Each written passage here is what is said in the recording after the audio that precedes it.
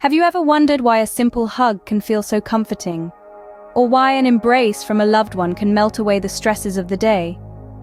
The answer lies within the complex interplay of our brains and bodies. Hugging, an act so simple, yet it carries a multitude of benefits.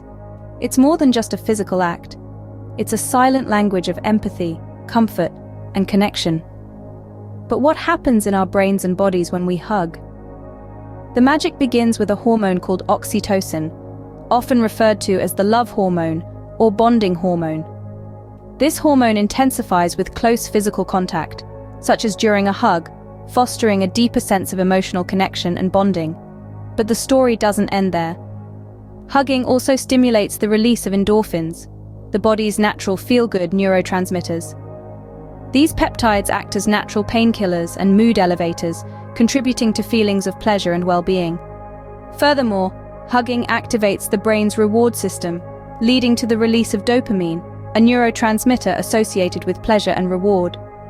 This release reinforces the positive experience of the hug, creating a sense of happiness and satisfaction. Amid all this, a hug also works its magic by reducing levels of stress hormones like cortisol. This decrease in stress hormones contributes to a sense of relaxation and further enhances the positive emotional impact of the hug. Now let's talk about the cognitive and emotional integration that takes place in our brains during a hug. The brain's reward system and emotional processing centers, including the amygdala and prefrontal cortex, integrate the sensory input from the hug with cognitive and emotional responses. These positive thoughts and emotions associated with the act of hugging contribute to the overall sense of well-being and connection. But that's not all. Hugging also plays a part in social bonding and trust. It's a social behavior that fosters a sense of trust and bonding between individuals. The release of oxytocin during a hug enhances feelings of social connection, empathy, and trust, promoting positive social interactions.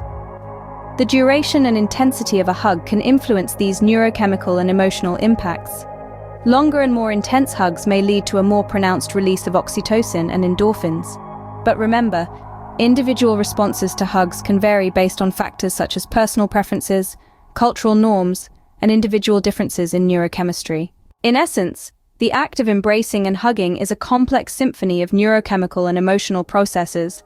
It's a testament to our need for connection and intimacy, a testament to the profound impact of a simple act of kindness. So the next time you hug someone, remember it's not just a hug. It's a moment of connection, a moment of shared humanity.